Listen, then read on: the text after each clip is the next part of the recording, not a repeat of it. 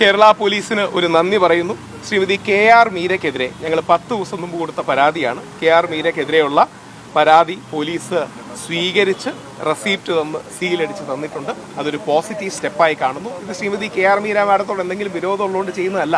പകരം ഇത്തരം നടപടികൾ ഉണ്ടാകണം. പുരുഷ വിരോധം, പ്രത്യേകിച്ച് ഇന്ന് വാലന്റൈൻസ് ഡേ കൂടിയാണ്. പ്രണയത്തിന് വേണ്ടി പ്രണയത്തിൻ്റെ പേരിൽ കപടമായി കള്ളം പറഞ്ഞ് കൊന്ന ഷാരോണിനെ സ്മരിക്കുന്ന ദിവസം കൂടെയാണ്. അപ്പോൾ ഷാരനെതിരെ കൊലപാതക പ്രസംഗം നടത്തിയ, കൊലപാതകത്തെ പ്രോത്സാഹിപ്പിച്ച ശ്രീമതി KR മീരയ്ക്കെതിരെ പോലീസ് പരാതി റിസീവ് ചെയ്ത് സീലടിച്ച് തന്നിട്ടുണ്ട്. അതൊരു പോസിറ്റീവ് സ്റ്റെപ്പാണ്. 18 വരെ ബഹുമാനപ്പെട്ട ഹൈക്കോടതി നോട്ട് ടു അറസ്റ്റും അപ്പിയറൻസും വേണ്ടെന്ന് പറഞ്ഞിട്ടുണ്ട്. അതുകൊണ്ട് അതുമായി ബന്ധപ്പെട്ട് പോലീസുകാരോടൊന്നും സംസാരിച്ചില്ല. പോലീസുകാർ വളരെ കോർഡിയലായിരുന്നു.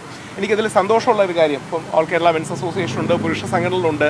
ഇത്തരം സ്റ്റെപ്പുകളെങ്കിലും വളരെ സ്വാഗതാർഹമാണ്. പെട്ടെന്ന് നിങ്ങളുടെ ഏതെങ്കിലും ചോദ്യങ്ങളുണ്ടെങ്കിൽ നിർത്താനും ഒരു കാര്യം കൂടി, ഞാൻ ബോംബെ പോലീസിന് രൺവീർ ഹലവാദിയക്കെതിരെ കേസ് കൊടുത്തിട്ട് എത്രയും പെട്ടെന്ന് ബോംബെ പോലീസ് റിയാക്ട് ചെയ്യുകയും റെസ്പോണ്ട് ചെയ്യുകയും ചെയ്തു. ഞാനാണ് ആദ്യ പരാതിക്കാരൻ. അതിനെതിരെ അതിനോടൊരുമിച്ച് FIR അടക്കമുള്ള നടപടികൾ പോയി.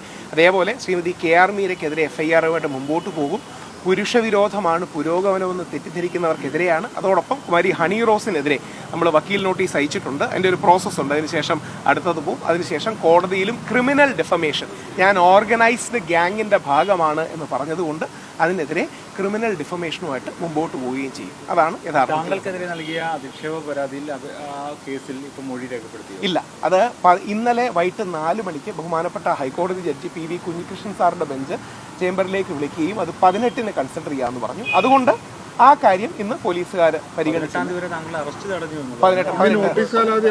നോട്ടീസ് കാലാവധി നാളെ അവസാനിക്കുക. നോട്ടീസ് 2-ാം തീയതിയാണ് നോട്ടീസ് കൈപ്പറ്റിയത്. ജനുവരി 30-നാണ് ബഹുമാനപ്പെട്ട പോലീസ് നോട്ടീസ് പ്രിപ്പയർ ചെയ്ത് 2-ാം തീയതിയാണ് എനിക്ക് കിട്ടിയത്. കിട്ടിയ ദിവസം തൊട്ട് 14 ദിവസം, അതായത് നാളെ. ഇന്ന് ആ കേസിന്റെ ഭാഗമായിട്ട് ഒരു നടപടിക്രമങ്ങളും ഇന്ന് ആ കേസിന്റെ ഇവർക്ക് എടുക്കാൻ കഴിയില്ലല്ലോ, കോടതിയുടെ പരിഗണനയിലാണ്. 18-ാം തീയതി ബഹുമാനപ്പെട്ട ഹൈക്കോടതി അത് വീണ്ടും പരിഗണിക്കും എന്നുള്ളത് കൊണ്ട് തന്നെ മൊഴി രേഖപ്പെടുത്തുകയോ ബാക്കി കാര്യങ്ങളൊന്നും ചെയ്തില്ല. അപ്പോൾ ഞങ്ങൾ ഇന്ന് വന്ന് 10 ദിവസമായി ശ്രീമതി KR മീരയുടെ കാര്യത്തിലുള്ള കാര്യം. ഞാൻ എന്തുകൊണ്ടാണ് ശ്രീമതി KR മീരയുടെ കാര്യത്തിൽ ശ്രദ്ധിക്കുന്നതെന്ന് പറഞ്ഞാൽ മാഡത്തോട് ദേഷ്യമുള്ളതുകൊണ്ടല്ല, അതൊരു പോയിന്റാണ്. നാളെ ഒരു പുരുഷനെതിരെ, ഇപ്പം താങ്കളിപ്പം ചോദിച്ചല്ലോ അധിക്ഷേപം, ശരിക്കും ഹണി റോസിനെ ഞാൻ വിമർശിച്ചതാണ്. യഥാർത്ഥ അധിക്ഷേപം നടത്തിയത് KR മീര മാഡമാണ്. ആർക്കെതിരെ? നമ്മുടെ ഷാരനെതിരെ. അപ്പോൾ രാഹുൽ ഈശ്വർ ഹണി റോസിനെ വിമർശിച്ചാൽ അത് ലൈംഗിക അധിക്ഷേപവും, KR മീര മരിച്ചുപോയ കൊല്ലപ്പെട്ട ഷാരനെ അധിക്ഷേപിച്ചാൽ അത് ലൈറ്റ് ഹാർട്ടഡ് ടോക്കുമാണെന്ന് പറയുന്നതിൽ അർത്ഥമില്ല. ഒരു കാര്യം കൂടെ ഓർക്കണം, ഇത് ശ്രീമതി KR മീര മാഡത്തോടു കൂടിയാണ്. മാഡം എന്നിട്ട് അടുത്ത ദിവസം യാതൊരു ലജ്ജയില്ലാതെ പറയുകയുണ്ടായി, ഞാൻ ആയുർവേദ കഷായം കൊടുത്ത് ഷാരോന്റെ ആരോഗ്യം മെച്ചമാക്കുന്നതിനെ കുറിച്ചാണ് പറഞ്ഞത്. ഒന്ന് ആലോചിച്ച് നോക്കണം, കള്ളം പറയുന്നതിൻ്റെയൊക്കെ ഒരു എക്സ്റ്റെൻറ്റ്. ഞാൻ ആയുർവേദ കഷായം കൊടുത്ത് ഷാരോന്റെ ആരോഗ്യം നന്നാക്കുന്നതിനെ കുറിച്ച് പറഞ്ഞത്. അതുകൊണ്ടാണ് മാഡം ഇതുമായിട്ട് മുമ്പോട്ട് പോകും. ബഹുമാനപ്പെട്ട പോലീസിൻ്റെ ഭാഗത്തു നിന്ന് ഞാൻ മനസ്സിലാക്കുന്നത് ശ്രീമതി KR മീരയോട് ഒരു തവണ പോലീസ് ഫോണിൽ സംസാരിച്ചു എന്നാണ്. ഡീറ്റെയിൽസ് പോലീസ് എനിക്ക് തന്നിട്ടില്ല.